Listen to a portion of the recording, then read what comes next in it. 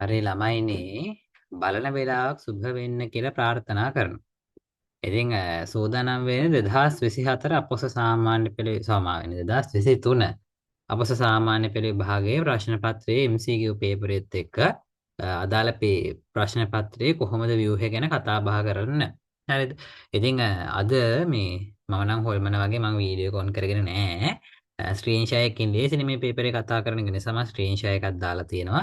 ඉතින් පේපරේ ගැන අඩුම කුඩුම ටික කතා කරන්න ව්‍යාකරණ සාරාංශය මගේ නෝට් එක පාවිච්චි කරනවා. ඊට අමතරව ලියලා පෙන්නන්න තියෙන ඒවා ටික ලියනට වඩා පොඩි කම්මැලි කමක් තියෙනවා කියලා අපි හිතමු. ඇත්තට වෙන හේතුවක්. ඉතින් ඒක නිසා මම Word document එකක් පාවිච්චි කරනවා. ඔයාලට ලියලා පෙන්නන්න තියෙන දේ ටක් ගාලා ටයිප් කරලා පෙන්නන්න. හරිද? ලියලා පෙන්නන්න තරම් දෙයක් MCQ ඩිස්කෂන් එක අපිට කරන්න නෑ. ඉතින් අපි එහෙනම් මේ පේපරේ ගැන ටක් ගාලා කතා කරමු. මම හිතන්නේ ලොකු වෙලාවක් අපිට යයි කියලා. හරිද?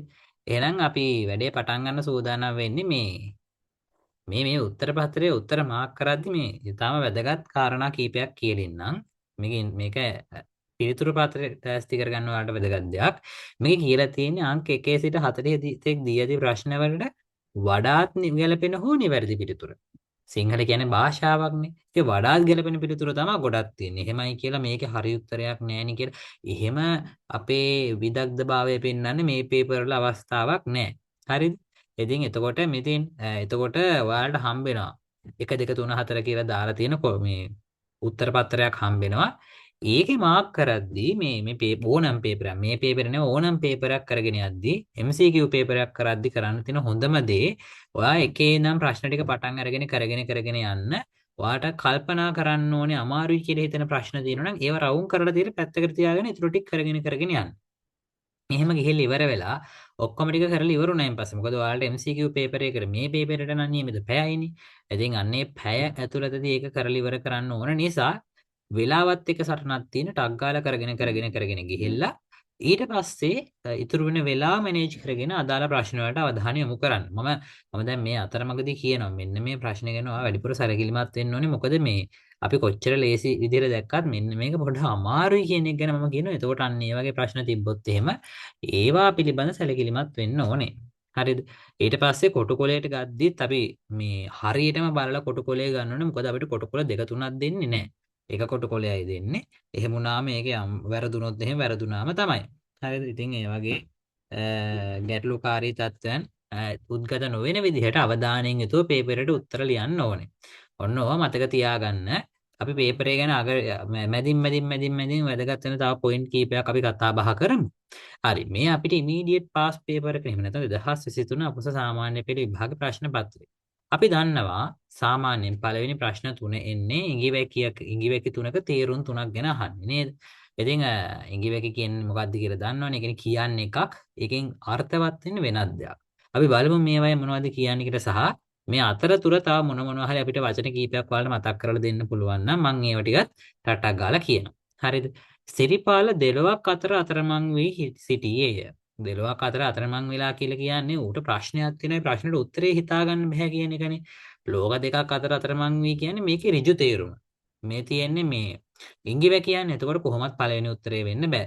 පහසුවෙන් විසඳාගත හැකි ප්‍රශ්නයකට මුහුණ දෙලා නම් අතරමං වෙලා ඉන්න ඕනේ නෑ. නේද?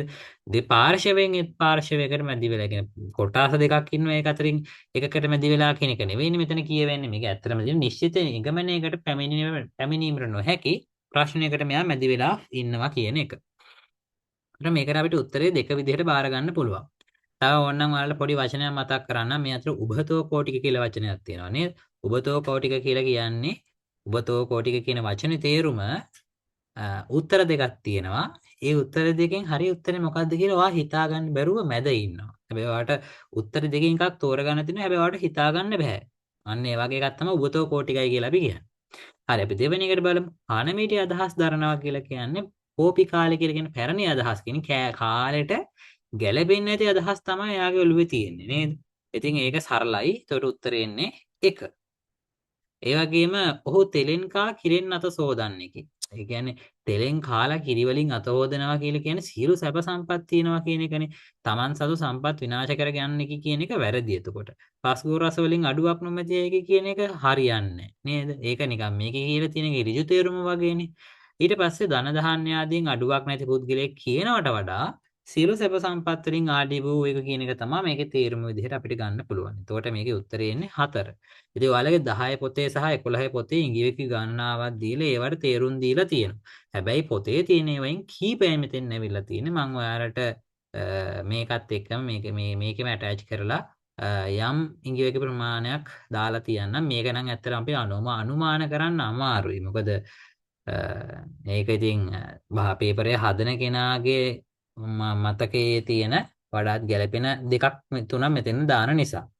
හරි. අර අපි කලින් උපදෝකෝටික කියලා වචනයක් පැහැදිලි කරා. ඒකේ තේරුම අපි දැනගෙන ඉන්න ඕනේ. අන්න ඒ වගේ ඒවාට පාවිච්චි කරන්න තියෙන එකක් තමයි මේ 4 5 6 කියන ප්‍රශ්න තුන. 4 සිට 6 දක්වා ඇති ප්‍රශ්න වල හිස්තැන් වලට වඩාත් සුදුසු පදය තෝරන්න. මේ පදවල අපි තේරුම හිතන්න පුරුදු වෙන්න ඕනේ. තේරුම හිතලා මෙතෙන්ද දානවා විනා එකපාරටම බුක් ගාලා අතරින්න බෑ. මේකට අපි අහලා තියෙන වචනයක්. නේද? දැන් බලමු. විචාරකයාගේ කර්කශ වචන හමුවේ රචකයා බ්ලා බ්ලා වූවේය. කර්කශ වචන කියන්නේ මෙතන බනලා තියෙන්නේ. මේ කර්කශ වචන කියන අහගෙන ඉන්න අමාරු කටෝර වචන කියන එක. විචාරකයාගේ කර්කශ වචන හමුවේ රචකයා මොකක් හරි වුණාලු. දැන් අපි බලමු. ඒ කියන්නේ එයා එතකොට බෑක්වර්ඩ් වෙන්න ඕනේ. ඒ කියන්නේ බැනුමක් එද්දි ඒකෙන් එයා අවුල් පැත්තට යන්න ඕනේ. අපි බලමු මොකක්ද වෙලා තියෙන්නේ කියලා. සම්මුඛ වූයේය. මූණට මූණ එන කියන සම්මුඛ වෙනවා කියලා කියන්නේ මූණට මූණ හම්බෙනවා කියන එකනේ. කරකච වචන හමුවේ දෙන්න මූණට මූණ හම්බෙලා. එහෙම කියන්න බෑනේ නෑ. ප්‍රමුඛ වූයේ. දැන් මොකෙක් හරි බණින්දී අපි ප්‍රමුඛ වෙනවද නෑනේ. එතකොට ඊට පස්සේ අභිමුඛ කියලා කියන්නේ සම්මුඛ කියනවා. ඒ කියන්නේ ඉදිරියට ආවා කියන එකනේ. නේද? එතකොට මේකේ උත්තරය අපිට ගන්න පුළුවන් දුර්මුඛ කියලා. දුර්මුඛ වුණා කියලා තමයි කියන්නේ කට වහගෙන ඉන්න වුණා වගේ එකක් තමයි කියන්න වෙන්නේ. එතකොට උත්තරේ එන්නේ 2. ඥාතිත්වයේ අනුව අමල් නිමල්ගේ වැඩිමහල් සහෝදරයෙකි. අමල් නිමල්ගේ වැඩිමහල් සහෝදරයෙකි. එම නිසා අමල් නිමල්ට වඩා ශ්‍රේෂ්ඨතර නෙමෙයි, සුන්දරතර නෙමෙයි, ප්‍රවීණතර නෙමෙයි, වෘද්ධතර. වෘද්ධතර කියන්නේ වයසයි කියන එක නේද? වැඩිමල් කියන එක තමයි වෘද්ධතර කියන්නේ වැඩිමල් කියන එක. දෙකක් අතරින් වැඩි කෙනාට අපි කියනවා තර. ඒ කියන්නේ මේක තද්දිත ප්‍රත්‍යයන් මේක තුලා තියෙන්නේ. දෙකක් අතරින් වැඩි එක්කෙනා කම්පෙයා කරන අපි තර කියන මේ තද්දිත ප්‍රත්‍ය එකතු කරන්නේ. ගොඩක් අතරින් වැඩි කියලා අදහස් කරන්න අපි පාවිච්චි කරන්නේ තම කියන තද්දිත ප්‍රත්‍ය නේද? ඒතර දැන් වෘද්ධතම කියලා කියන්නේ වැඩි මහල්ම කෙනා ඉන්න ඔක්කොම අතරින් ශ්‍රේෂ්ඨතම කියලා කියන්නේ ඉන්න හැමෝම අතරින් වැඩියෙන්ම ශ්‍රේෂ්ඨ කෙනා කියන එක. ශ්‍රේෂ්ඨතර කියන්නේ දෙන්න අතරින් වැඩිපුර ශ්‍රේෂ්ඨ කෙනා කියන එක. ඒතර උත්තරේ එන්නේ මේකට 2. එකගතාවයකට පැමිණි දෙපාර්ශවයේ විසින් අත්සන් කරන ලද්දේ මොන කිවිසුමක්ද? අවහිරතා කිවිසුමකද? එකඟතාවයකට ආවයින් පස්සේ කිසි දෙයක් අවහිර කරන්න ඕනේ නැහනේ. සංකූලතාවයක් ඇති වෙන්නේ ඔය පෝෂ්‍ය පදාර්ථ එහෙම නැති වුණාම අපේ ඇඟේ ඔය එකේ සංකූලතා ඇති වෙනවා කියනවනේ. ඒක වෙන්නත් බෑනේ. අනුකූලතා කිවිසුමක් කියලා එකක් නැහැනේ. මේක ඇත්තටම තියෙන්නේ මේක හැමදාම ප්‍රවෘත්ති වලටත් එහෙන එකන්නේ. මේකට එන්නේ අවබෝධතා කිවිසුමක් කියන එක නේද? දැන් මේවයි මේ ව්‍යාකරණ කෑල්ගෙන එහෙමනම් කතා කරන්න මොකුත් එහෙම ලොකුවට තිබුණේ නැහැ. අපිට බොහෝ වෙලාවට 7 වෙනි ප්‍රශ්නේ එන්නේ මොකද්ද? 7 වෙනි ප්‍රශ්නේ ඇවිල්ලා තියෙන්නේ ව්‍යාකරණ යන්නේ මේ අක්ෂර වින්‍යාස ගැන. මම දැන් මෙන්න මේකේ අක්ෂර වින්‍යාස කියන එක නම් ඇත්තටම ළමයින අපි පොඩ්ඩක් අපේ භාවිතයත් එක්ක තේරුම් ගන්න ඕන ටිකක්. මම මෙතනදී මේ යම් මේවා කිහිපයක විතර පොඩි පොයින්ට් කිහිපයක් පෙන්නනවා. ඒ අරන්නේ මේකේ සියලුම දේවල් ටික පෙන්වන්න ටිකක් අමාරුයි. අපි බලමු. ගුළු බෙල්ල හරි යථාර්ථය හරි වෙරළු හරි හැලිය වැරදි. හැලිය කියද්දි මූර්ධජල එන්න ඕනේ. මේක අවුලක් තියෙනවා. හැලිය කියද්දි පොඩි අවුලක් තියෙනවා. කනාටු මේකේ ගෘහස්ත හරි ජනාකීර්ණ හරි කිකිනි හරි කනාටු කියන එකේ පොඩි අවුලක් තියෙනවා. මූර්ධජන එන්න ඕනේ. ඊට පස්සේ පිලිරුව රුධිරාණු වලලු විභීෂණ දුෂ්ට රණකිලි වෙලඹ වෙලඹ දුෂ්ට කියලා කියද්දී අපි ඉගෙන ගන්නවා ඉෂ්ට කියන තදිත ප්‍රත්‍ය එකතු වෙද්දී ඇරෙන්න අනික් වෙලාවට මේ මහා ප්‍රාණ ශයනට පස්සේ දෙන්න ඕනේ දන්තජට අයන්න කියලා පොඩි ව්‍යාකරණ කෑල්ලක් තියෙනවා. මොකද්ද ඉෂ්ට කියන දැන් ජ්‍යාදන ඉෂ්ට ජ්‍යෙෂ්ඨ.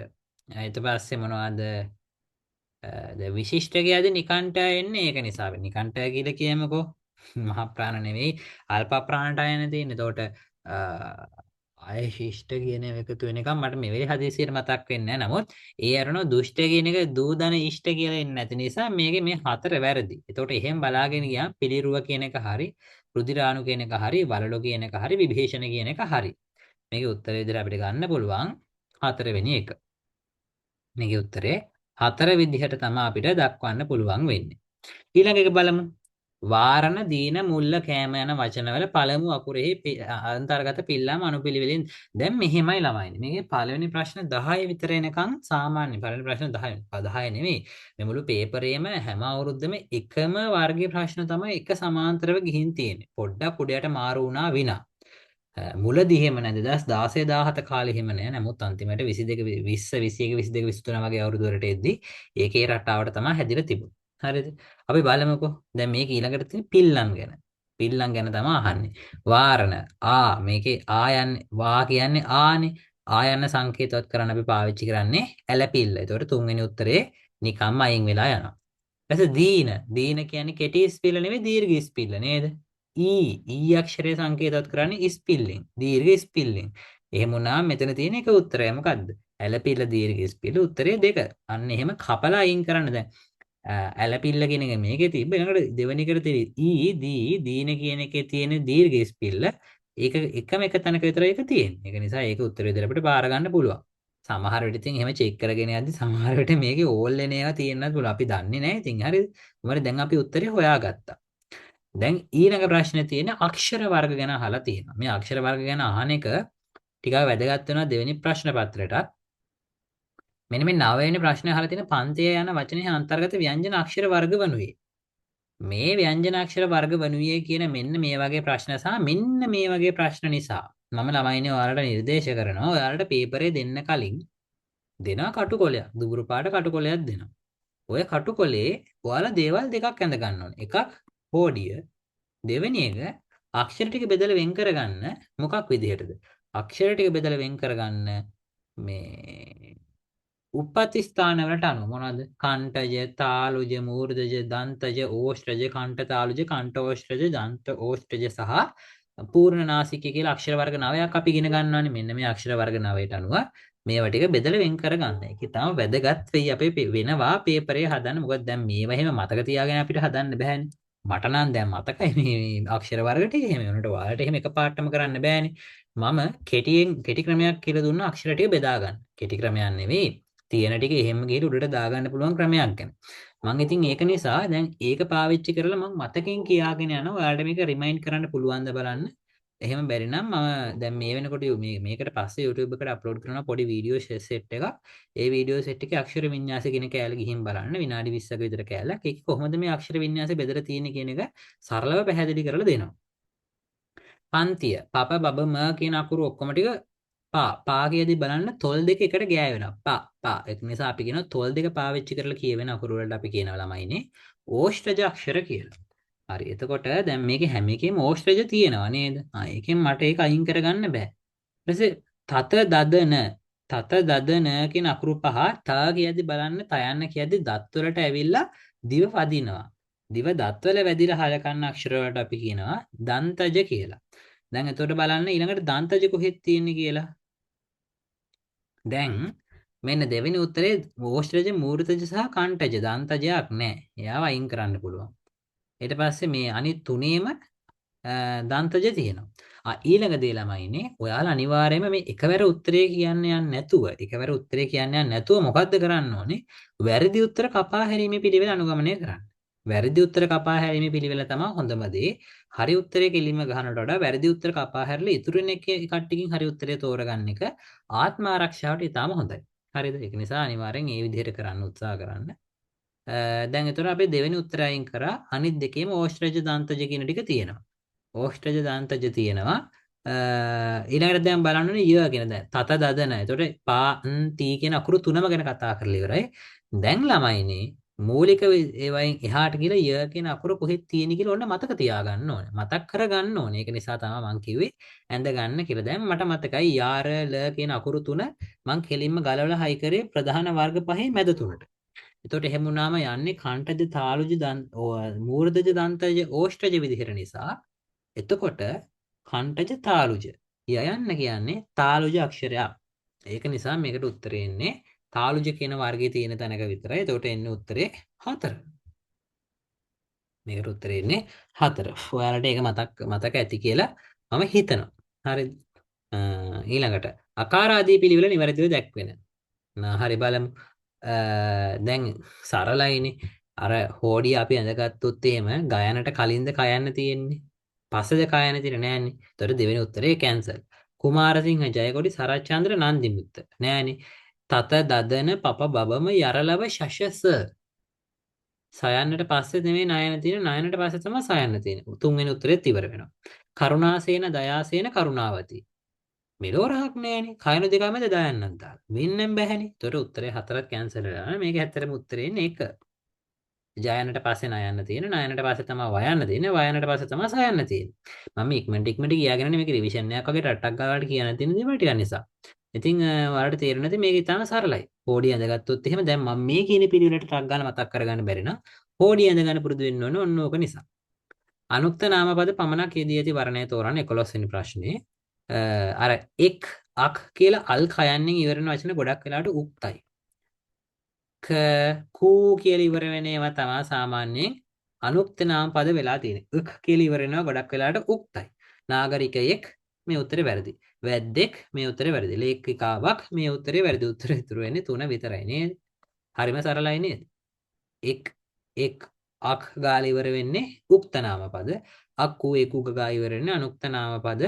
මේ ඔය අනියමාර්ථය ගැන අනියමාර්ථයේ දෙන නිපාතයක්. නමුත් ඉතින් අනිත් ඒවාත් පොඩි පොඩි දැනගන්න. දැන් මම නම් මා කියලා අපි නම් අප කියලා ඒවා ටික දැනගන්න ඕනේ.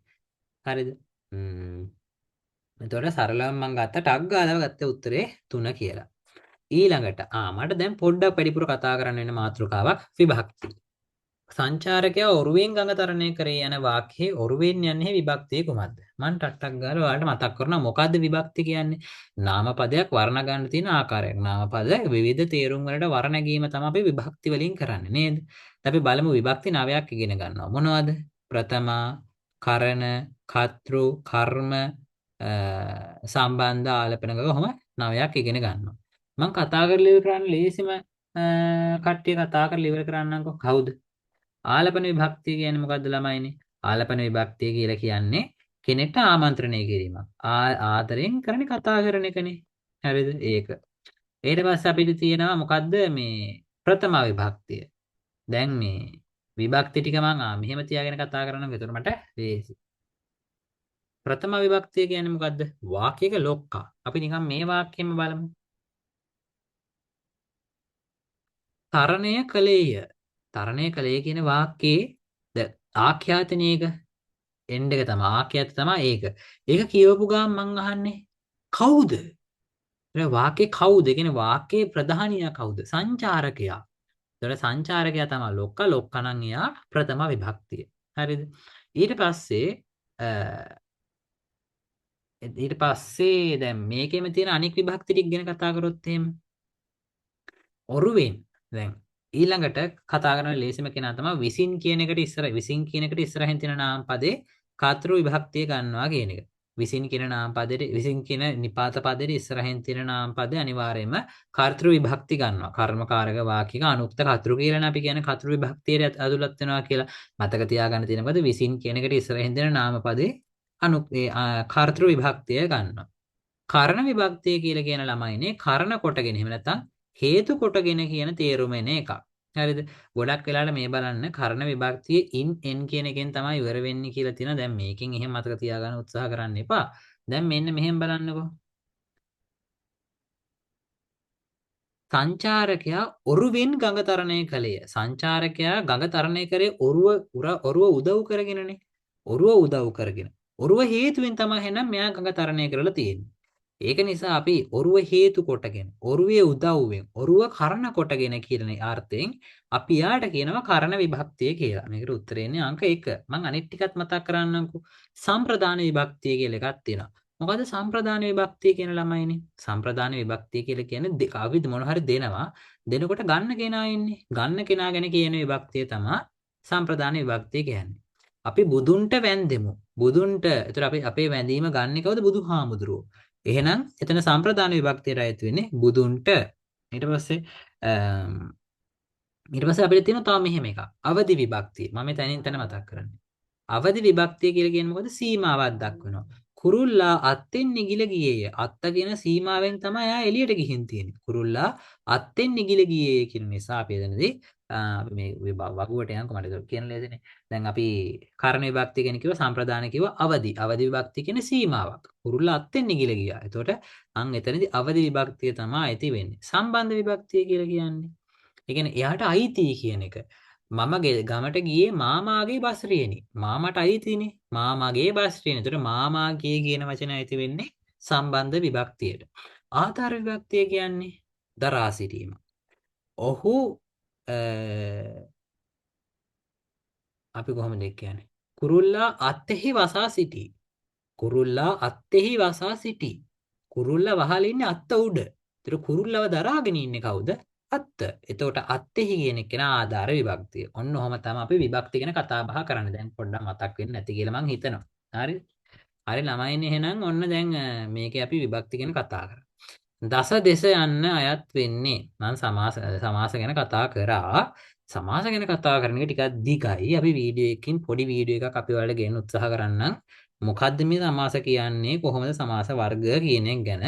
දස දෙස කියන්නේ 10ක් වූ දිශාවන් දස දෙස කියන එක. එතකොට 10ක් වූ දිශාවන් කියන එක සංඛ්‍යාවක් තියෙනවා. 10ක් වූ දිශාවන් කියනකොට දස දෙස 10ක් වූ දිශාවන් කියද්දි ඒක විශේෂණ සමාසයට අයිති වෙන්නේ. මේක සංඛ්‍යා විශේෂණ පූර්වපද සමාසයට තමයි අයිති වෙන්නේ. මේකේ උත්තරේ එන්න ළමයිනේ 2. හරිද? අපි දැන් මම මෙතන මොකද්ද මේක ගැන කතා කරන්න ගියොත් එහෙම ගොඩක් වෙලා යනවා. මම ඒක නිසා සමාස ගැන කතා කරන්නේ නැහැ. නමුත් පොඩි වීඩියෝ එකක් අපි සමාස ගැන වරලා දෙන්න සංදි සහ සමාස ගැන වෙනම. හරිද? එකට අග්ගාන මතක් කරගන්න පුළුවන් එකක්. වේද ධන ඉක යන ප්‍රകൃතිය සහ ප්‍රත්‍ය එක් වූ විට සකස් වෙන පදේ නිවැරදිව දක්වන වර්ණය තෝරන්න. ළමයිනේ මම මේකට ඔයාලට වැදගත් පොයින්ට් එකක් කියන්න. මේ තද්දිත රත් එකතු වෙන එක ගැන කතා කරද්දී අපිට ගොඩක් වෙලාවට දැන් පස්සේ මම මේක කිව්වා හින්දා වෙන එකක් හම්බෙදි කියන මන් දන්නෙත් නෑ. අපිට හම්බෙන්නේ ප්‍රත්‍ය දෙකයි. හරිද? සමා වෙන්න. ඔන්න මම මේකට යනවා. ප්‍රත්‍ය දෙකයි. එකක් ඉක අනිත් එක ය. නිකන් අපි බලමු මොකද්ද වෙන්නේ කියලා. ඉක කියලා කියන්නේ දැන් ඔන්න දැන් අපි තිබ්බේ වේද ධන ඉක නේද? වේද ධන ඉක කියලානේ තිබ්බේ. දැන් ඕකේ මෙහෙම එකක් තියෙනවා. හරිද? ඉක කියන ප්‍රත්‍ය එකතු වෙද්දී ගොඩක් වෙලාවට මෙන්න මේ ඉස්සරහා තියෙන අකුර තියෙන වේ. දැන් මේ වචනේ තියෙන ඉස්සරහා තියෙන අකුර වේ. එතකොට මේ අකුර දීර්ඝ වෙනවා. දැන් මේක එන්නේ වෛදික කියලා. හරිද? හැබැයි මේ ඔන්න ඔහොම තමයි වචනේ එන්නේ. කො බලමු. උත්තරේ එන්නේ වෛදික කියලා. මේකේ උත්තරේ උතර 4 එන්නේ. වේදික වෙන්න බෑ, වේදීක වෙන්න බෑ, වේදික වෙන්න බෑ. එහෙම නෙවෙයි. හරිද? මේකේ මේ තියෙන අකුර පොඩ්ඩක් වෙනස් වෙනවා ගොඩක් වෙලාවට. ඒක පොඩි අත්දැකීම් එක දැනගන්න ඕන එකක්. දැන් බලන්න පුද්ගල.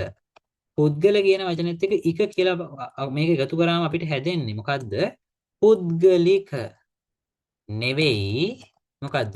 පෞද්ගලික. ඔන්න තව එකක් බලමු.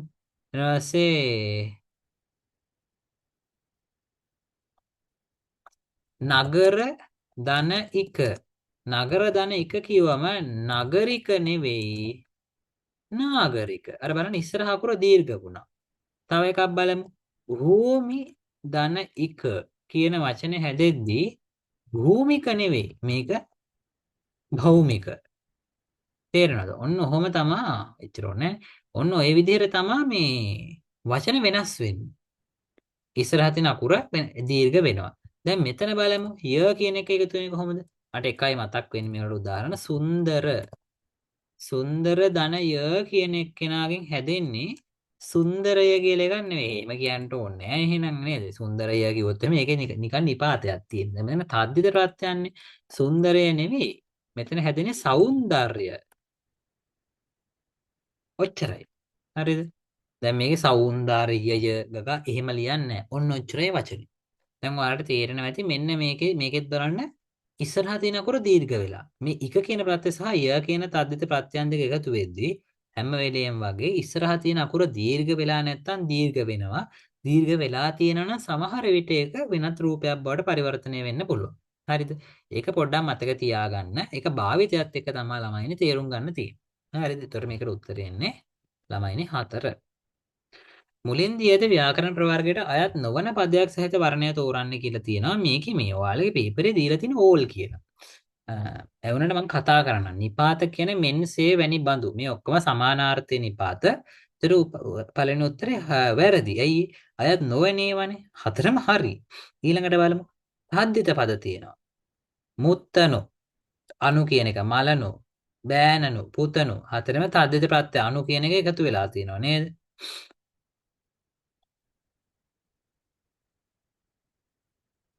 ඔව්.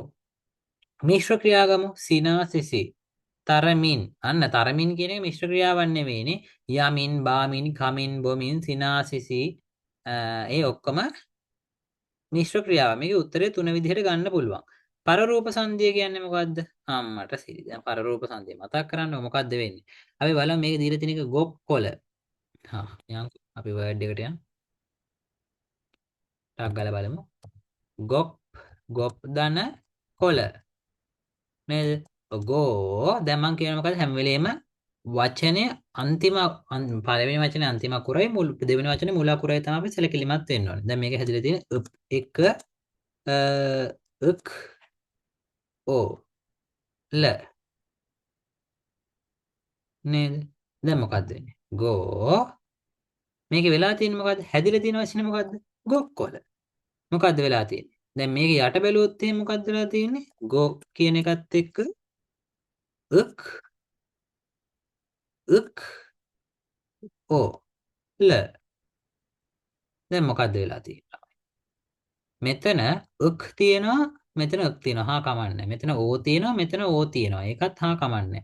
මෙතන අල් පයන්න වෙනකොට අල් කයන්නක් ඇවිල්ලා. ව්‍යංජනාක්ෂරයක් ආදේශ වෙලා. හැබැයි ළමයිනේ බලන්න. ඒ අකුර ඉස්සරහා තියෙනවා. එහෙනම් මෙතන වෙලා තියෙන්නේ මෙයා පස්සහට ගෙනල්ලා දාලා නේද? මෙයාව මෙතෙන්ට කොපි කරලා. අපි ඒ වගේ ඒවාට කියන පරරූප සංධිය කියලා. එතකොට අපි මේ කතා කරන ගොප් කොළ කියන එක ගොප් දන කොළ ගොප් කොළ එක හරි. හත් දවස කියන හත් දන දවස හත් දවස ඒකත් ඒ විදිහටමයි හැදෙන්නේ. අත් දන සන අත්සන ඒකත් හරි. ලිප් දන බොක්ක ලිප් බොක්ක ඒකත් හරි. මේකේ උත්තරේ 3 කියලා බාර ගන්න පුළුවන්. නමුත් ඔයාලගේ පේපරේ මේකට ඕල් කියලා දීලා තියෙන්නේ. අනිත් එක මේකේ කියලා තියෙනවා 15 වෙනි ප්‍රශ්නය සඳහා පිළිතුරු සපයා නොතිබුණද ලකුණු පිරිනමන්න කියලා. මම ඇත්තටම මේක ගැන හරියටම දන්නේ නැහැ මොකද්ද වෙලා තියෙන්නේ කියලා. අපි ඒක ගැන පොඩ්ඩක් ਵਿਚාරශීලීව හොයලා බලන්න. හරිද? ඔන්න ඊළඟට බලන්න ක්‍රියා වර්ග ගැන අහලා තියෙනවා. ප්‍රයෝජ්‍ය ක්‍රියාවක් යෙදී ඇති වාක්‍ය කුමක්ද? ප්‍රයෝජ්‍ය ක්‍රියාවක් කියන්නේ මොකද්ද? අනුන් ලවා කරවීමක්. අනේ වෙන කෙනෙක් ලවා කරවීමක් තමයි අපි ප්‍රයෝජ්‍ය ක්‍රියාවක් කියලා කියන්නේ. ඉන්ද්‍රජාලිකයා සිත්තමක් මවයි. නෑ මව වයි කියලා තිබ්බනම් මේක හරි. නෑ මේක වැරදි උඩට නේද? සංවිධායකයා අසුන් පනවයි. අසුන් පනවයි කියන්නේ එයානේ කරන්නේ පනවවයි කිව්වොත් එහෙම එතකොට එයා වෙන කෙනෙක් ලවා කරවන්නේ. එතකොට මේක දෙවෙනි උත්තරේ වැරදි. බලවතා දුර්බලයාට රවයි. රවවයි කිව්වොත් එහෙම එතකොට ඒක වෙන කෙනෙක් ලබා කරවන්නේ. ඒ වුණාට එතකොට ඒ උත්තරෙත් වැරදි. අහිකුන්ටකයා රිලෙවෙකු නටවයි යන්න. නටයි නෙවෙයි නටවයි වෙන කෙනෙක් ලබා කරවන්නේ උත්තරෙන් ළමයිනේ 4. මොනවද අපිට ක්‍රියා වර්ග ගැන මතක් කරන්න තියෙන්නේ? මම ටක් ගාලා පොඩ්ඩක් මතක් කරන්න. නේද? එහෙම හොඳයිනේ කෝකටත්. මේ තියෙන ක්‍රියාපද වර්ග අපිට 7ක් විතර ඉගෙන ගන්න පුළුවන්. මොනවද? పూర్ව ක්‍රියා.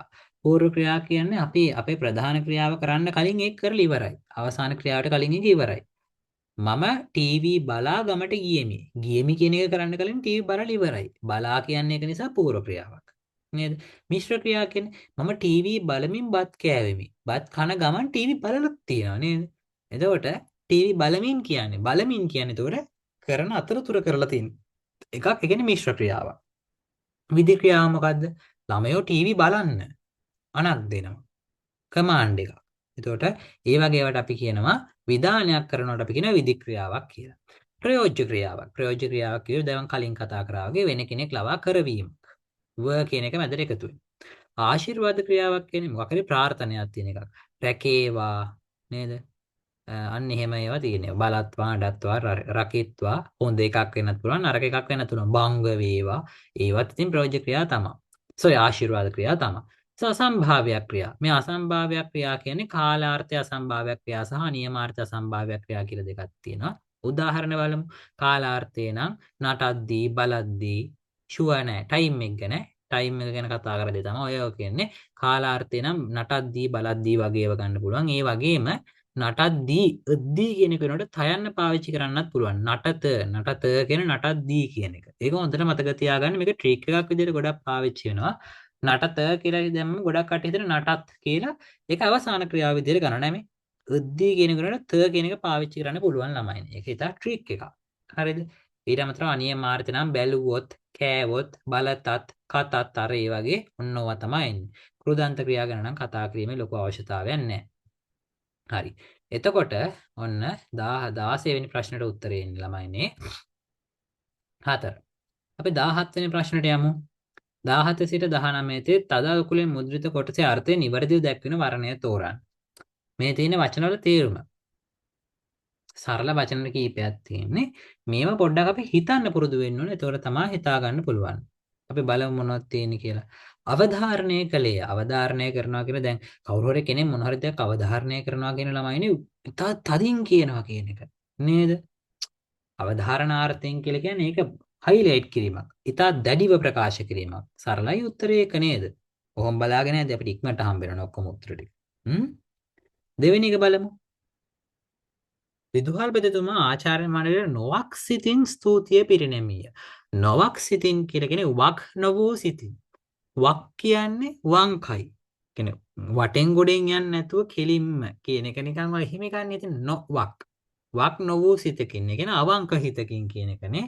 ඒතර උත්තරේනේ ළමයිනේ 3. අපි ඊළඟ වචනේ බලමු. ඔන්න ඊළඟ එක මට පොඩ්ඩක් ලස්සනට කියලා දෙන්න පුළුවන්. මොකද්ද? ඒ බුද්ධිමතා අනතිමානී ගුණයෙන් යුක්ත විය. ඒක අයින් කරමුකෝ. අනතිමානී කියන වචනේ හැදිලා තියෙන්නේ කොහොමද? න කියන එකට අතිමානී කියන වචන දෙක එකතු. අතිමානී කියන වචන එකතු වෙලා. හරිද? න අතිමාන. න අතිමාන කියන එක අපි ඉගෙන ගන්නවා. මේක එතකොට අව්‍ය සමාසයක්. අව්‍ය සමාසයේ න කියන එක වෙනුවට ස්වරයක් නම් ඊළඟ වචනේ ඉස්සරහා තියෙන අන් කියන එක ආදේශ වෙනවා. එතකොට මේක අන්දන අතිමාන මොකද්ද වෙන්නේ එතකොට? අනතිමාන වෙනවා. ඒ කියන්නේ මේකේ තේරුම මොකද්ද? ලොකු මානයක් දැඩි මානයක් නැති කියන එක නේද අනතිමානී ගුණාංග කියලා කියන්නේ. අනතිමානී ගුණයෙන් කියන්නේ අධික වූ මාන්නෙන් තොර කියන එක ළමයිනේ උත්තරේ 2. දැන් මේ වචනේ මේ විදිහට බෙදෙනවා කියන එක තේරුමක් නැත්තම් මාන්නෙන් තොර කියලා ගහනවා.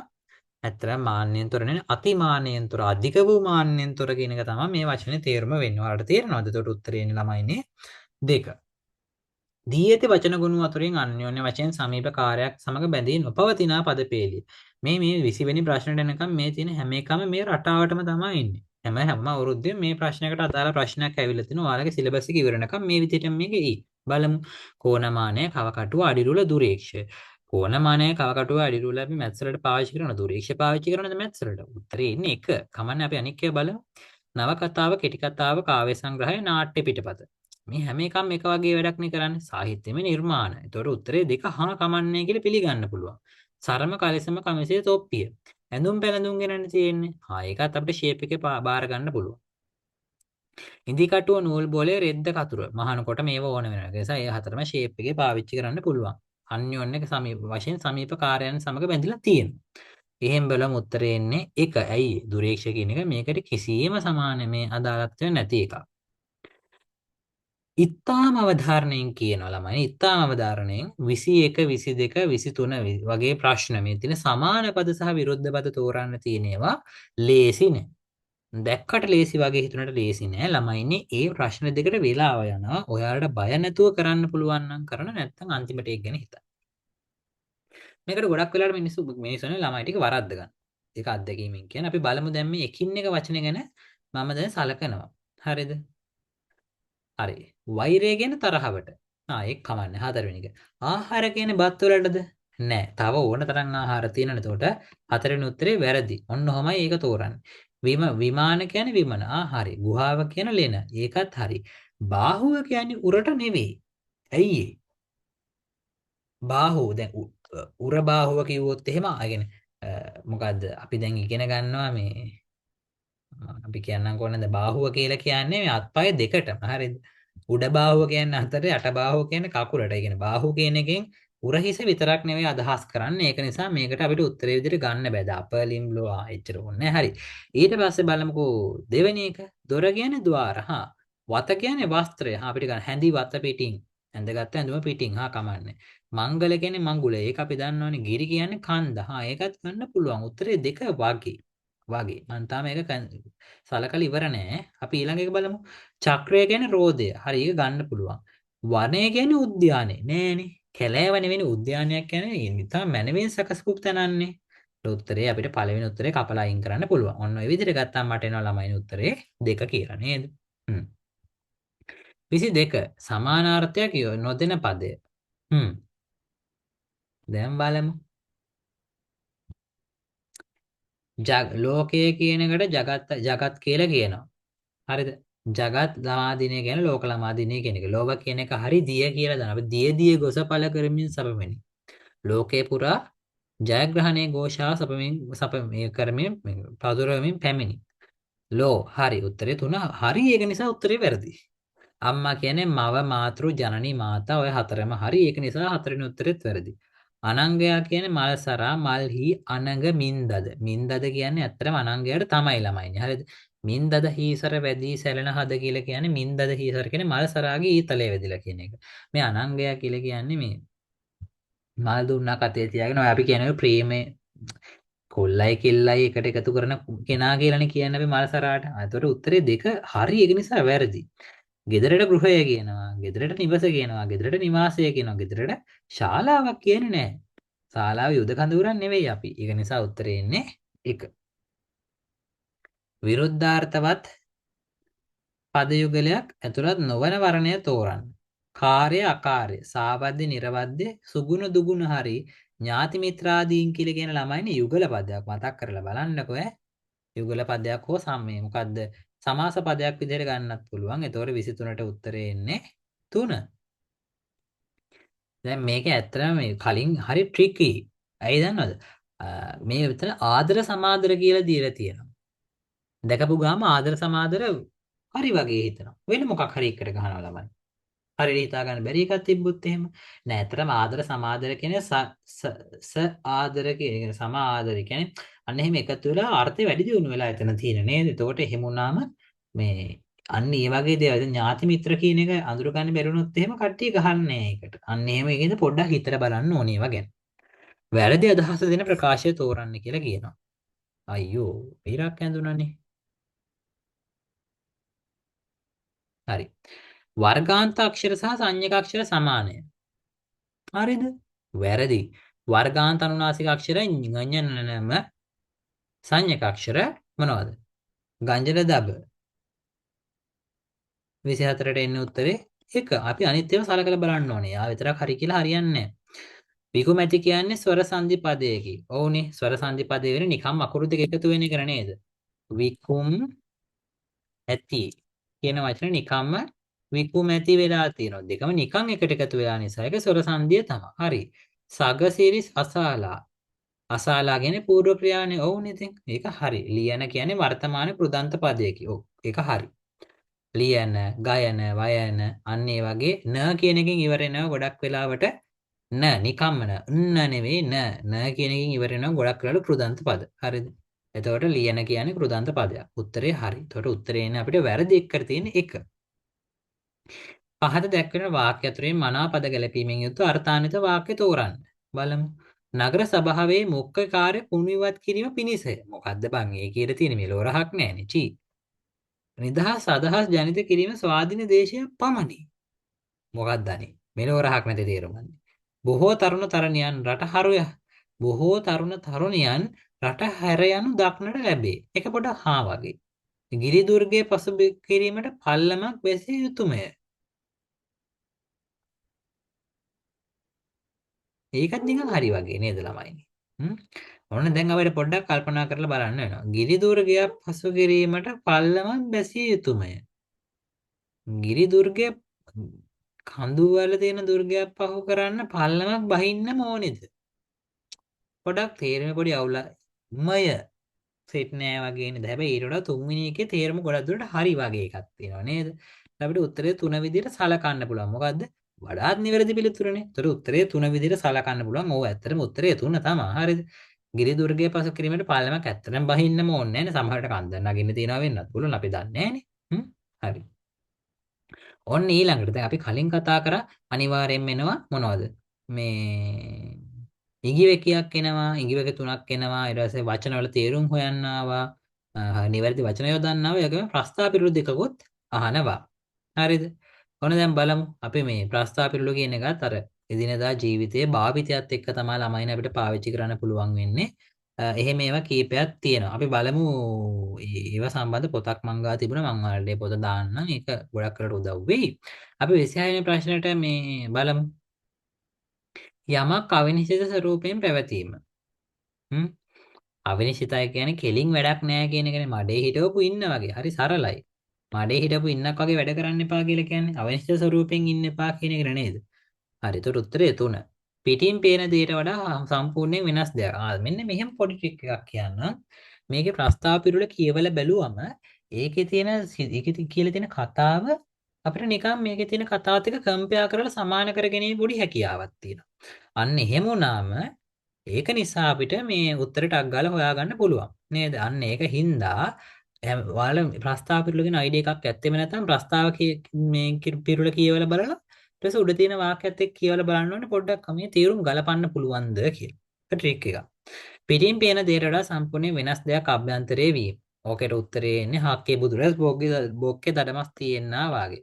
හක්කේ තියාගෙන ඉන්න බුදුරැස් ටික හැබැයි බොක්කේ තියෙන දඩමස් වගේ. ඉතින් කියන්නේ පිටින් පේන දේට වඩා ඇතුලේ තියෙන දේ සම්පූර්ණයෙන් වෙනස්නේ. ආන් එහෙම එකක් කියන්නේ. ගලෙන් පට්ටයක් ගන්නවා වගේ කියන්නේ ඉතාම අමාරු දෙයක්.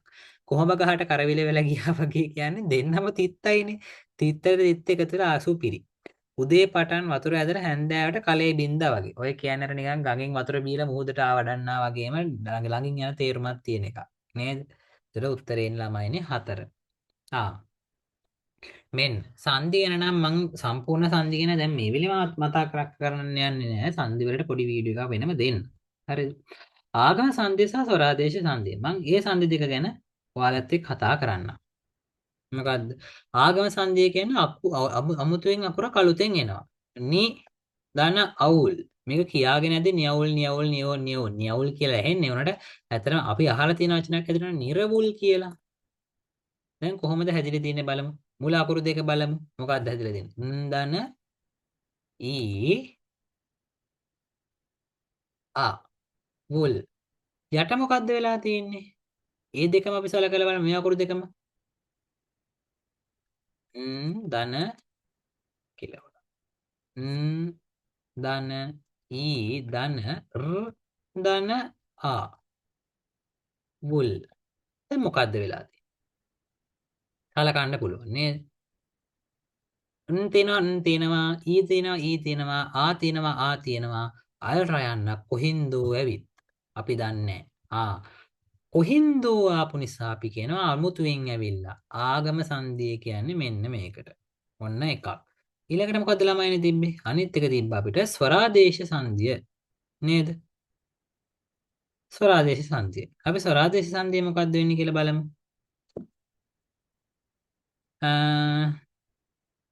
ගුරු උපදේශ මේක ඇත්තටම සංදි වුණායින් පස්සේ මොකක්ද දෙන්නේ? ගුරු උපදේශ. හරි දැන් අපි බලමු අකුරු ටික බෙදලා සංදි වෙලා තියෙන තැනයි සංදි වුණායින් පස්සේ තියෙන තැනයි බෙදලා බලමු. ගු ර් උ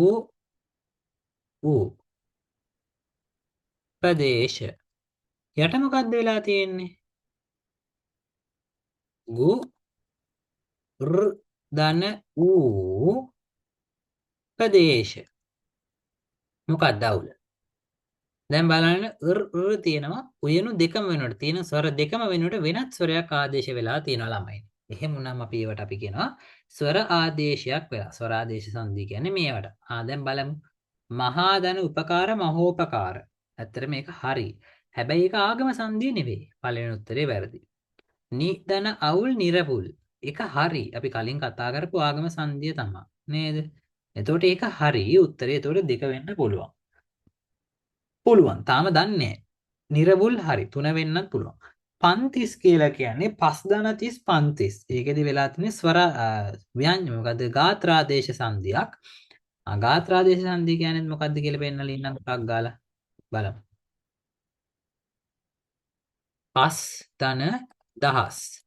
අපි 5 ධන 1000 කියන එක අපි කියාගෙන 5000 කියලානේ. දැන් බලමු. මේකේ පා පා ස් උද් ආ.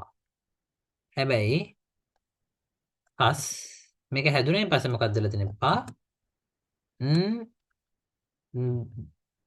ආ පස්.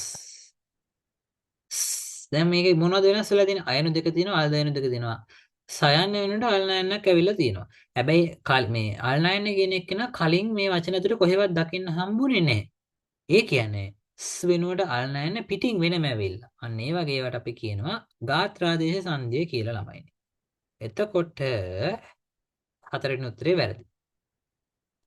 එහෙම ගත්තම දැන් ඒක ගැන පැහැදිලි කරාම ඒක ස්වරාදේශ සංධිය නෙමෙයි කියලා අපි දන්නවනේ. ඒතර දෙවෙනි උත්තරෙත් වැරදි. මේක ටක් ගහලා අපිට එන උත්තරේ 3 කියලා. ඔන්න ඔහොම තමයි ළමයිනේ උත්තර තෝරන්නේ. මං හිතන්නේ මේ ඔව්. ඒතර උත්තරේ ළමයිනේ 28 වෙනි එකට උත්තරේ 3 එන්නේ.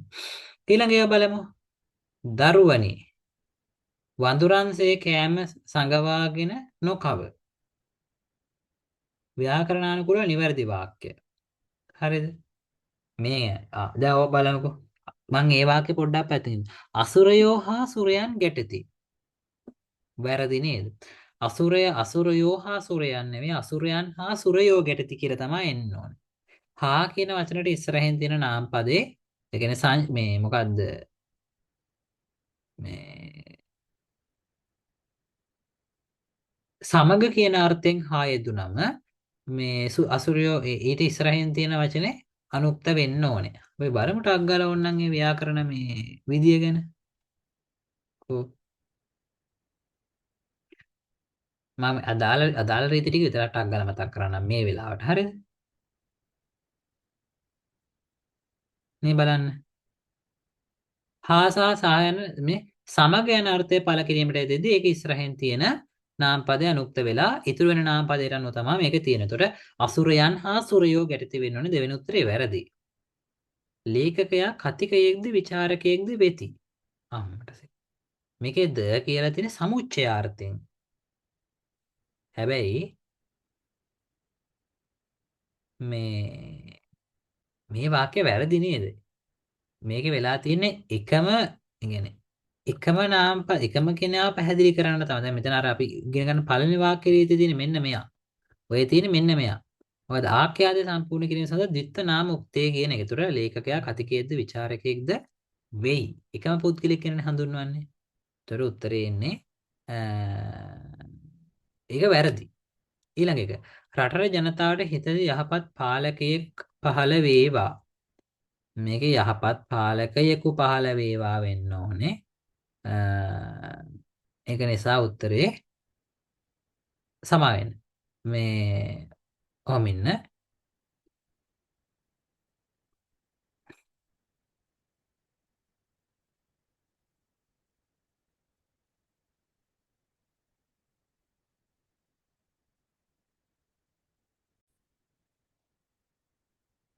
වාක්‍ය රුක්තයක් ඉන්න එපේ. රට ජනතාවට හිතදී යහපත් පාලකයෙක් පහළ වේවා. උත්තරේ ඉන්න ළමයි මේකට හතරවෙනි එක. අපි ඊළඟ එක පොඩ්ඩක් බලමු. මොකද්ද? මේකට එන්නේ හතරවෙනි එක. අයියෝ. දැන් පොඩ්ඩක් හිර වෙනවා මේක කමන්නේ බලමු. අසරණෝ අභාග්‍යවන්තයන් ලෝ. මොකද්ද? ශ්‍රුති සෝජනාර්ථයේ ලු ප්‍රත්‍යය දෙද්දී නාම පදයක් එයා ගැන පැහැදිලි කරන අනිත් නාම පද තියෙන දෙකම උක්ත වෙන්න ඕනේ. නිසා අසරණයෝ අභාග්‍යවන්තයෝලු මිසක් අභාග්‍යවන්ත යන්ලු නෙවෙයි. හරිද? කායික රාග විශේෂඥයෝ මානසික විරෝග විශේෂඥයෝ නොවේති. හරි නේද? කායික රෝග විශේෂඥයෝ කියන එක මානසික රෝග විශේෂඥයෝ නොවේති. වය ධාතුවෙන් වර්ණ ගුණ වාක්‍ය මේ ක්‍රියාපදයක් තියෙන වාක්‍යයක නාම පදයක් නාම පදය හඳුනගන්න තියෙන අනෙක් නාම පදයක් කියන දෙකම උක්ත වෙන්න ඕන. උත්තරේ හරි. දෙක පොඩ්ඩක් පැත්තකින් තියමු අපි. මැතිවරණයේදී ඡන්දදායකයෝ නිවැරදි තීරණයක් ගනීවි. හ්ම්. මැතිවරණයේදී ඡන්දදායකයන් නිවැරදි තීරණයක් ගනීවි. ඒතර ඒක වැරදි. ඇතැම් මිනිසුන් වංචනික ක්‍රියාවල නිරත වන්නේ ඇයි? ඔය ගැන වෙනම වාක්‍ය රීතියක් අපිට දීලා තිබුණා. ප්‍රශ්නාර්ථවාචී මේ නිපාත පදයකින් අවසන් වෙන වාක්‍යක මේ දැන් ඇයි කියලා ඉවර වෙද්දී ඉස්සරහින් තියෙන මේ වාක්‍යයේ නාමපදයේ අනුක්ත වෙන්න ඕනේ නේද? අන්න එහෙම තියෙනවා. ඔන්න ඔය දේවල් නිසා මේකෙත් උත්තරය විදිහට අපිට දෙවෙනි එක ගන්න පුළුවන්. හරිද? අපි ඊළඟ එක බලමු. නිපාත පද. මෙතන මේ 31 වෙනි ප්‍රශ්නේ නිපාත පදමයි ගොඩක් වෙලාවට එන්නේ. නේද? ඔය බලමු මොනවද තියෙන්නේ කියලා.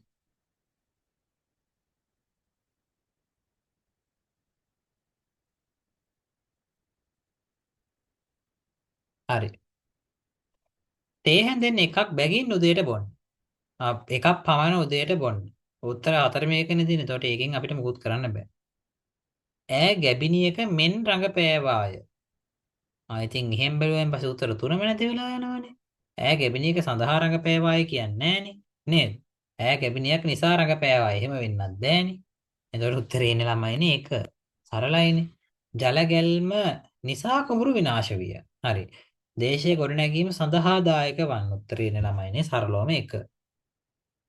පහත දැක්වෙන වාක්‍ය ලේඛන ව්‍යවහාරයට හැරවූ විට වඩාත් නිවැරදි වන්නේ කුමක්ද? මං නැති අල්ලපනල්ලේ හොරෙක් ගෙට රිංගලා. මා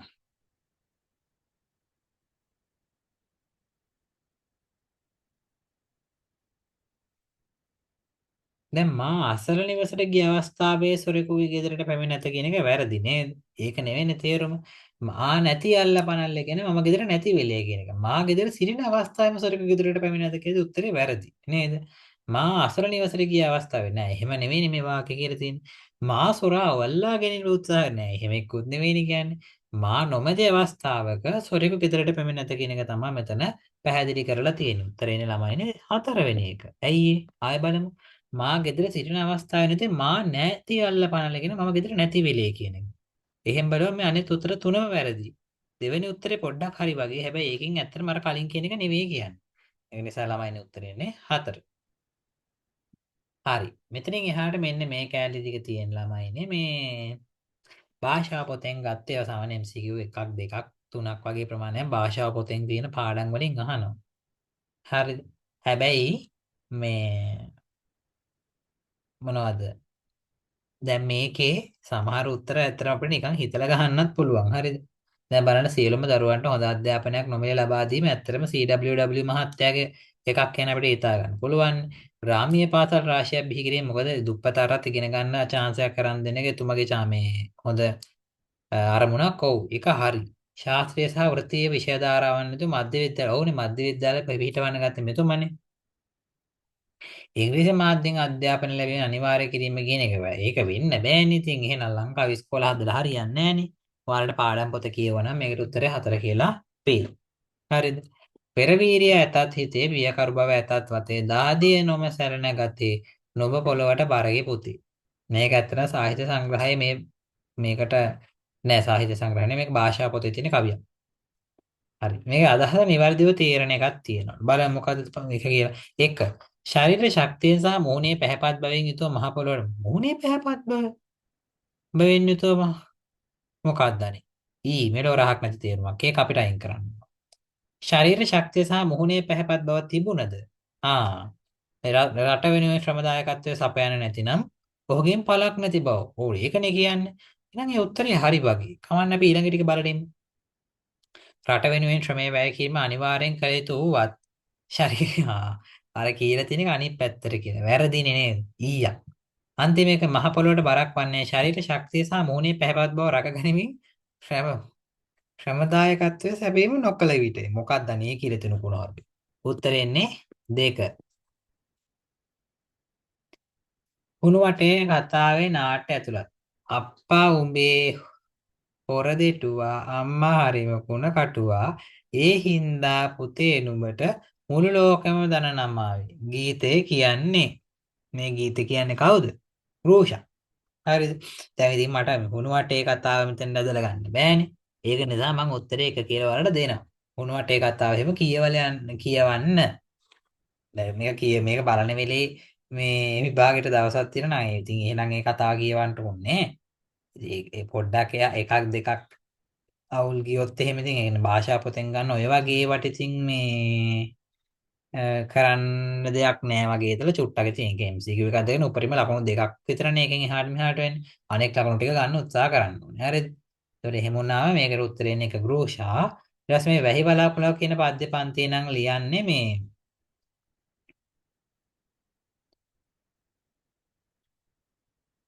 මේ වෙහි බලාකුළ කියන පද්‍ය පන්තිය ලියන ළමයිනේ කුමාරතුංග මුනිදාස මහත්තයා.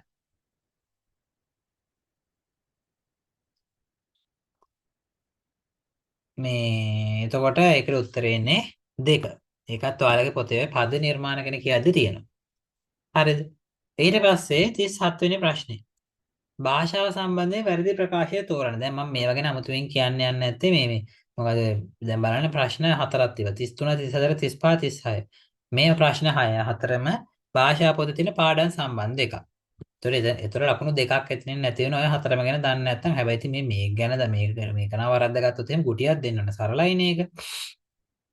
ඊළඟට භාෂාව සම්බන්ධයෙන් වැරදි ප්‍රකාශය තෝරන්න. භාෂා මානවයාගේ නිෂ්පාදනයකි. හ්ම්. ලෝකයේ පවතින භාෂා සංඛ්‍යාව නිශ්චිතව කිව නොහැකිය. හ්ම්. භාෂාව කායිකව ලැබෙන දෙයක් නොවන අතර එය ලබා ගන්නේ පරිසරයෙන්.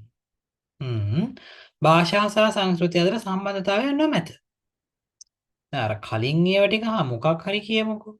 හතරවෙනි එක පිළිගන්න පුළුවන්. භාෂාව සහ සංස්කෘතිය අතර සම්බන්ධතාවයක් නොමැත. මොකද සිංහල සංස්කෘතියයි සිංහල භාෂාව අතර ඉතාම දැඩි සම්බන්ධතාවයක් තියෙනවා. වැරදි උත්තරේ එන්නේ 4. 38 බලමු. පයින් පාගන ගොයම් පාගන විට එළන පැදුර කමතෙද්දි භාවිත මේ කමත් භාෂාව එහෙම. මේවා ගැන අපි ඊට තියෙනවා පොඩි පාඩමක්. එතකොට මේවා නම් අර පොඩි කාලේ ඉඳන් ශීර්ෂ අදලත් අපි ඉගෙන ගන්නවා නේ මේ වචන ගැන. මේකට උත්තරේ ඉන්නේ ළමයිනේ 38ට ඒක මාගල තමයි ඔය පයින් ගොයම් පාගන විට එළන පැදුර. පැදුර මේ ලොකු පැදුරටනේ අපි මාගලක් කියලා කියන්නේ. එතකොට උත්තරේ එන්නේ 1.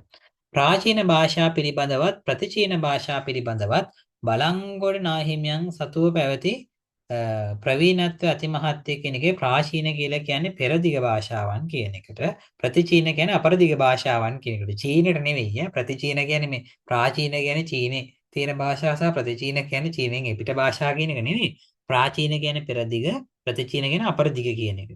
එතකොට මේකට උත්තරේ එන්නේ ළමයිනේ 4. ඔය ඔක්කොම අහා කමන්නේ කියමු. මේක මේ 40 වෙනි ප්‍රශ්නේ තමයි තියෙන හොඳම ප්‍රශ්නේ. ඇයි? මේකේ මෙන්න මේ වාක්‍ය සම්බන්ධ තියෙන තේරුම මොකක්ද කියලා හරියටම අපි ගෙස් කරන්න ඕනේ. බලමු. කවියෙකු හැටියට ෂේක්ස්පියර්ගේ පතල කීර්තිය ඔහුගේ විවිධ කාව්‍ය නිර්මාණ වලින් සහ තුදුස් පද සැහැලි වලින් පෑනතුරුණා. පළවන නමුදු එකී අපූර්ව කවිත්වය වඩාත් ප්‍රකාශයට පත්වන්නේ ඔහුගේ නාට්‍ය නිර්මාණයන්හි අන්තර්ගත පද්‍ය නිර්මාණ වලින්. බලමු. මොකක්ද දැන් මේකේ තියෙන තේරුම් 4? විවිධ කාව්‍ය නිර්මාණ වලින් සහ සැහැලි වලින් කවියෙකු ලෙස ෂේක්ස්පියර්ගේ කීර්තිය පැතිරුණද ඔහුගේ වඩාත් කීර්තිය ප්‍රකට වන්නේ නාට්‍ය නිර්මාණවල ඇතුළත් පද්‍ය නිර්මාණ වලිනි. ෂේක්ස්පියර් කවියෙකු වන අතර එහෙම එකක් මේකේ කොහෙවත් කියලා නැහැනේ. එතකොට ඒකට අග්ගාලා අයින් කරන්න පුළුවන් නේද? නෑ කවියෙකු හැටියට ෂේක්ස්පියර්ගේ පතල කීර්තිය කියන්නේ ෂේක්ස්පියර් කවියෙක් කියන එකම නෙවෙයිනේ.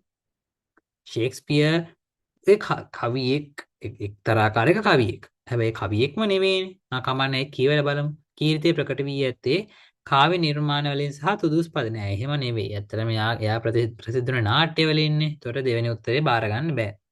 ෂේක්ස්පියර් කවියෙකු හැටියට යමහත් කීර්තියක් අත්කර ගැනීමට විවිධ කාව්‍ය නිර්මාණ සහ තුදුස් පද සැහැලිද හේතු වී ඇති අතර ඔහුගේ කවිත්වය වඩාත් ඉස්මතු වන්නේ නාට්‍යවල ඇතුළත් පද්‍ය නිර්මාණවලින්. ඔවුනේ ඒක තමයි උඩ කියලා තියෙන්නේ.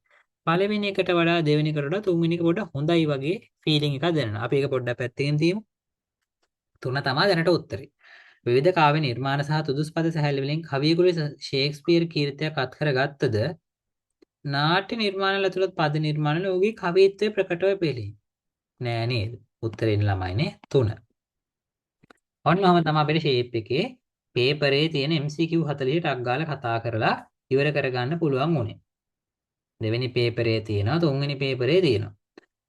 දෙවෙනි පේපරේ තුන්වෙනි පේපරේ මේ වීඩියෝ එකෙන් මම කතා කරන්නේ නැහැ. මොකද පැයකට වඩා වීඩියෝ එකක් දෙන්න ඕනේ නෑනේ. හරි. එතකොට දැන් මම මේකේ ඔයාලට ඉවර කරන්න කලින් මේ MCQ පේපර් එක ඔයාලා අනුගමනය කරන්න ඕන ක්‍රියාපටිපාටි ගැන මට අග්ගාලා කියන්න. එකම කොලයයි කොටු කොලයකට දෙන්නේ. ඔයාලා මේ පේපරේ ඉරි ගහ ගන්න උත්තර වලට. හරිද? පේපරේ මේ අර සුකුරුත්තම් බඩුවක් වගේ අරන් තියාගන්න ඉරි ගහන්න නැතුව අනේ එහෙමනම් එපා. මගේ O level පේපරේ එහෙම ගත්තොත් එහෙම එක තනිකර කුරුඩු බලි ගොඩක්. මගේ ක්‍රමේ මං නිකන් කියන උත්තරේ ගහ ගන්නවා. හරිද? ගහගෙන ඉවරලා පැන්සලෙන් කොටු කොලේ ගහ ගන්නවා. කොටු කොලේ ගහදී මෙහෙම දා ගන්නවා හරියක්. ඒක පෑනෙන් ගහද්දි මෙහෙම කපනවා. ඊට පස්සේ ආයෙත් චෙක් කරගෙන යද්දි මේක රවුම් කරනවා. ඔන්න ඔහොම පිස්සු ටිකක් මම නැටුවා. ඔය තුන්වෙනි වැඩේ නම් ගොඩක් වෙලාට මගේ අතින් උන්නේ නැහැ. පළවෙනි දෙවෙනි දෙක නම් අනිවාර්යෙන් මම ඕනම් පේපරයක් කරද්දි මගේ අතින් වෙනවා. මාක් කරද්දි හරියක් දාලා කොටු කොලේ ඒක මේ පෑනෙන් ගහද්දි කතිරයක් ගන්නවා. ඔන්න ඔහම. ඔයාලත් එහෙම ක්‍රමයක් හදාගන්න. ඒ වගේම ඒකට අංකෙත් එක්ක හරියට බලලා ටැලි කරලා ගහන්න ඕනේ. දැන් මැද රවුම් කරලා ප්‍රශ්නයක් අතහැරලා තියෙනවනම් එයාව 39 කියන එක ගහන්න නැතුව තියලා ඊළඟ ගහන බෙදන ගන්න. මොකද කොටු කොලයක බැරි වෙලාවත් එක අංකයක් ළමයිනේ මැදින් මිස් වුණොත් එහෙම ඉතින් හරියටම උත්තර ඔක්කොම වගේ වරදිනවා. හරිද? ඉතින් ඒක ලොකු අඩුපාඩුවක්. ලොකු භයානක තත්ත්වයක් ඇති වෙන්න පුළුවන් දෙයක්. ඒක නිසා අපි එහෙම කරන්න හොඳ නැහැ. ඒක නිසා තමයි මුලින් පැන්සලෙන් ගහලා චෙක් කරන ගමන් පෑනෙන් ගහන්න කියලා කියන්නේ. හැබැයි මෙහෙමයි ඇත්තම කතාව මෙච්චර කරන්න වෙලාවක් නැහැ ළමයිනි ඔයාලට. ඒක අර මම කරා වුණාට ඔයාලා එහෙම කරන්න ඕනේ කියලා එකක් නැහැ. නමුත් හරියට චෙක් කරලා බලලා ගහන්න ඕනේ. අමාරු ප්‍රශ්න තිබ්බොත් එimhe එතෙන් වෙලා ගොඩක් වෙලා කල්පනා කර ඉන්න නැතුව ඒක පොඩ්ඩක් තියා ඉස්සරහ ප්‍රශ්න වලට ගිහිල්ලා ඒක රවුම් කරා මෙන්න මෙහෙම රවුම් කරා ඊළඟ ප්‍රශ්නෙට ගියා. කිසි ප්‍රශ්නයක් නැහැ එහෙම කරා කියලා. හරිද? ඉතින් අන්න එහෙම කරලා ටට්ටක් ගාලා ප්‍රශ්න ටික මුලින්ම 40ම ගහලා ඉවර කරගන්න ඕනේ. හැබැයි මෙහෙමයි පේපර් දෙකම ඔයාලට එකවර දෙන්නේ. බොරුවට පැයකට වඩා මේ පේපරට වෙලාව නාස්ති කරන්න එපා. හරිද? පැයකට වඩා මේකට නාස්ති කරන්න එපා. අනෙක් පේපර් වලට අනිවාර්යෙන් වෙලාව වැය වෙන නිසා. මොකද දැන් මම නිකම් පල්ලෙහා පේපරයට යන්න මේ ලියන්න අපිට විනාඩි 10ක් 15ක් යනවා. මේක ලියන්න විනාඩි අපිට කොහොමත් පැය භාගයක් විතර යනවා. පැය භාගයක් විනාඩි 40ක් විතර යනවා එසේ එකක් ලියන්න නේද? ඊට පස්සේ මේ සාරාංශකරණය කරන්නත් අපිට විනාඩි 15ක් විතර යනවා. මේක ලියන්නත් අපිට විනාඩි 10ක් විතර යනවා. මේක ලියන්නත් අපිට තියෙනවා පැය භාගයක් විතර ඕන වෙනවා. නේද? මේ අතරතුරදී කියන්නම් මේ පාර බොහෝ විට හරිද? මෙන්න මේ තුනට මම ඉලක්ක කරනවා එක්කෝ දේවල් තුනක් මම ඉලක්ක කරලා තිබුණා. එක්කෝ එන්න පුළුවන් රාජකාරී ලිපියක්. එක්කෝ එන්න පුළුවන් පුවත්පත් ප්‍රවෘත්ති වාර්තාවක් නිර්මාණය කරන්න කියලා එකක්. ඔය තුනට අමතරව තව එකක් තිබුණා. මම ඒක ගැන මැසේජ් එකක් විදිහට ගෲප් එකට දාන්නම්. ඒ වගේම මේ වෙනකොට නිර්මාණය කරලා තියෙන ඔයාලගේ ඒලේ මොනවාද අපේ තුන්වෙනි පේපරේ එන්න පුළුවන් විචාර මොන පාඩමක් වලින්ද එන්න පුළුවන් වගේ අයිඩියා එකක් තියෙන එකක් ක්ලාස්ටි කරලා දෙනවා. ඒකත් ගෲප් එකට දාන්නම්. එතකොට ඔන්න ඔය විදිහට තමයි තත්ත්වය. හරි. පළවෙනි පේපරය ගැන කතා කරන්න තියෙන දේවල් අපි කතා කරලා ඉවරයි. දෙවෙනි පේපරේ තුන්වෙනි පේපරය ගැන කතා කරන්න තියෙන දේවල් ටට්ටක් ගාලා අපි කතා බහ කරමු ඊළඟ වීඩියෝ එකේදී. හරි. එහෙනම් පැයෙන් ඕන ඩිස්කෂන් එක කරා. මම හිතනවා ඔයාලට මේකෙන් යම් දේවල් ටික එකතු කරගන්න හම්බෙන්නේ නැති කියලා. අපි එහෙනම් හොඳට වැඩේ කරගමු. එහෙනම් ඔයාලට සුබ ජයග්‍රහණයම වෙන්න කියලා ප්‍රාර්ථනා කරනවා. දැනට නිහඬයි ඔන්න මම.